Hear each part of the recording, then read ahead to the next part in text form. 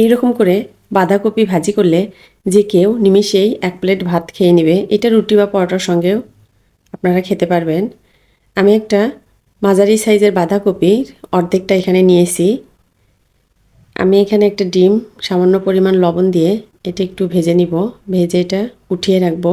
অনেক সময় বাচ্চারা সবজি খেতে চায় না। এরকম করে যদি বাঁধাকপি ভাজি করে দেন, এটা দেখতে খুব কালারফুল, সহজেই বাচ্চারা এটা খেয়ে নেবে।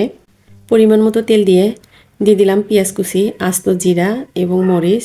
আমি মরিচগুলো মাঝখান দিয়ে কেটে নিয়েছি এবং মরিচের যে বিচি ছিল ওগুলো আমি ফেলে দিয়েছি। এখানে দিয়ে দিলাম বাঁধাকপি, স্বাদ অনুযায়ী লবণ এবং হাফ চা চামচ হলুদ গুঁড়া। আমি পরে আরও একটু অফ ক্যামেরায় হলুদ গুঁড়ো দিয়েছিলাম।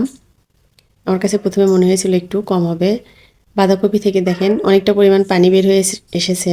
এটা আমি প্রথম থেকে একদম হাই হিটে রান্না করে নিব। পানিটা যখন একদম শুকিয়ে আসবে তখন আমি এখানে দিয়ে দিব গাজর। এখানে আমি একটা গাজর নিয়েছি। গাজর আমি এইভাবে লম্বা লম্বা করে চিকন করে কেটে নিয়েছি। আপনারা আপনাদের পছন্দ অনুযায়ী কেটে নেবেন। গাজরটা আমি পরে দিব। গাজরটা বেশি সিদ্ধ হলে খেতে ভালো লাগবে না। একটু শক্ত শক্ত থাকলে এটা খেতে ভালো লাগবে। নামানোর আগে দিয়ে দিব পেঁয়াজ পাতা এবং ধনিয়া পাতা কুচি। আমার রান্নাগুলো যদি ভালো লাগে প্লিজ যারা ফেসবুক থেকে দেখছেন আমার ফেসবুক পেজটা ফলো দিয়ে রাখবেন, আর যারা ইউটিউব থেকে দেখছেন আমার ইউটিউব চ্যানেলটা সাবস্ক্রাইব করে রাখবেন। আমি যে ডিমগুলো ভেজে রেখেছিলাম ওগুলো দিয়ে দিলাম। দিয়ে আমি এটা একটু ভালো করে মিশিয়ে নিব। সবাই ভালো থাকবেন, সুস্থ থাকবেন। আল্লাহ হাফেজ।